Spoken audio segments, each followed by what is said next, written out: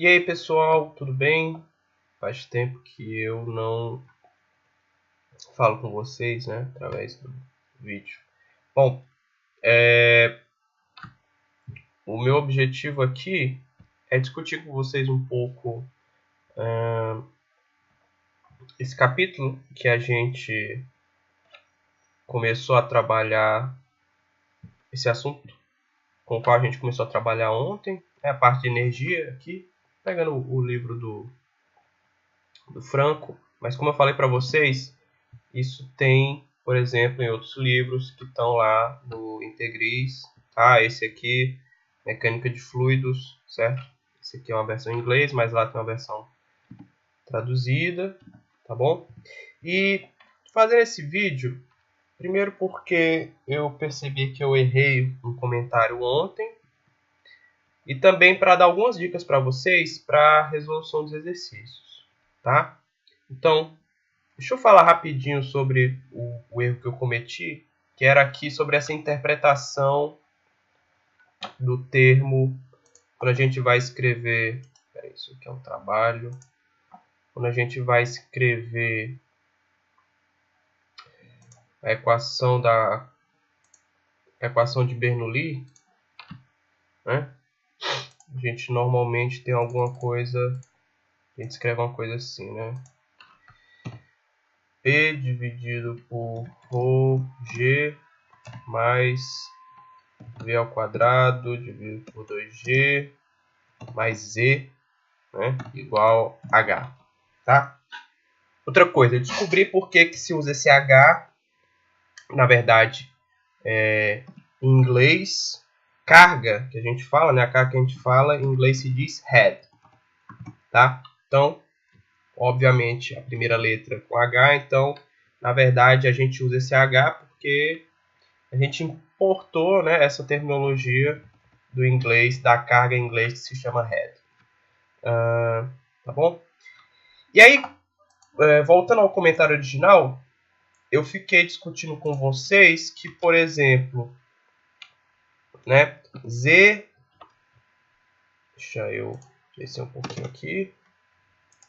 Que Z, na verdade, pode ser entendido como mgz dividido por mg, ou seja, energia potencial gravitacional por unidade de peso, né? E aí a gente fez a mesma discussão para energia cinética. E na hora de falar de pressão, eu fiz alguma coisa assim.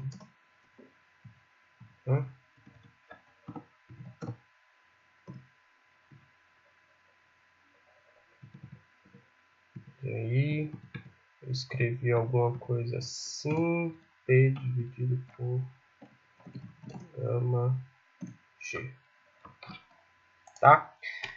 Lembrando que gama, o que é gama? Peso específico, que nada mais é do que o produto entre a densidade e a aceleração da gravidade. Tá? Isso aqui está completamente errado, né?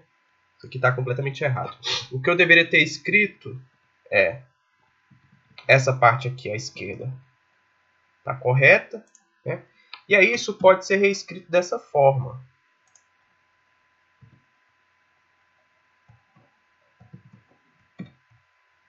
Né? Lembrando que esse produto, densidade e gravidade, é o valor de gama do peso específico. E aí, o que isso aqui significa? O produto pressão-volume tem unidade de energia. Então, isso estaria associado ao trabalho exercido pelas forças de pressão. E por que é que o produto γV vai ter unidade de peso? Vamos lá. Vamos explicitar isso aqui.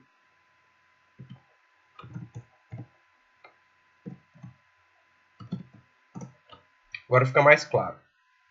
Né? O produto entre densidade e volume é o quê? Massa, né? Então, a gente tem agora sim, né? Agora sim, de uma forma mais elaborada, né? Na verdade, corretamente explicado, o aspecto do fato de isso aqui simbolizar uma relação entre trabalho das forças de pressão por unidade de peso, tá bom? Ok. Outro aspecto que eu queria trabalhar com vocês é o seguinte.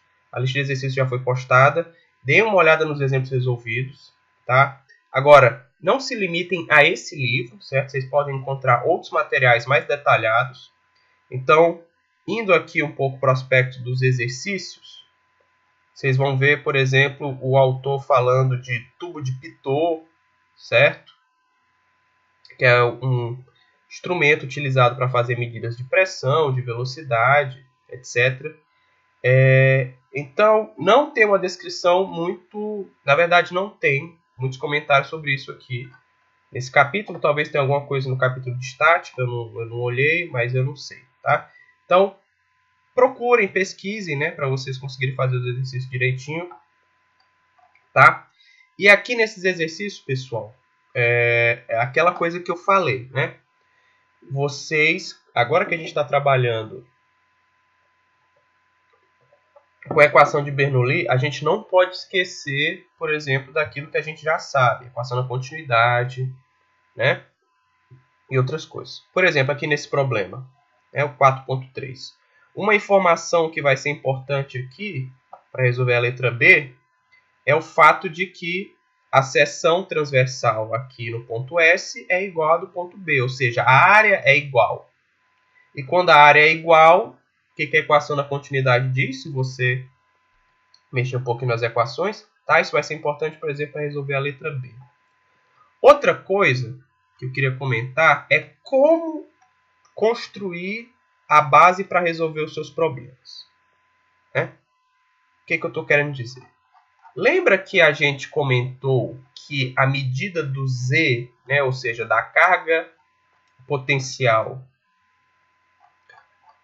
Então, vamos voltar aqui.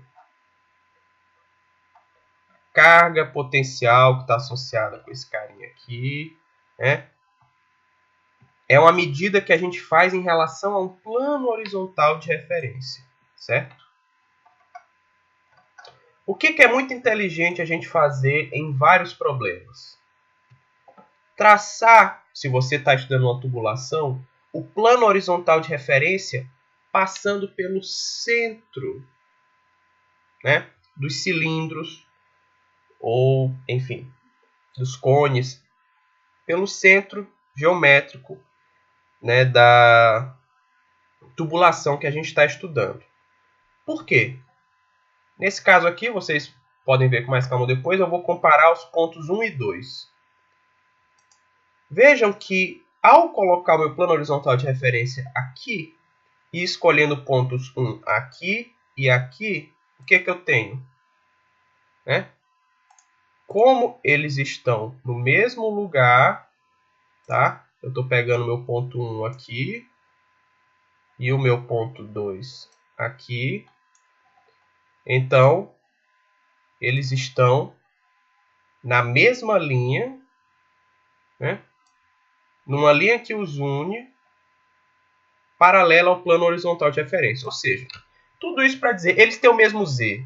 Tá? Então, independentemente do valor que você der para um, vai ser igual ao do outro. E aí você simplifica o seu problema. Porque Z1 vai ser igual a Z2, então cancela de um lado e cancela do outro.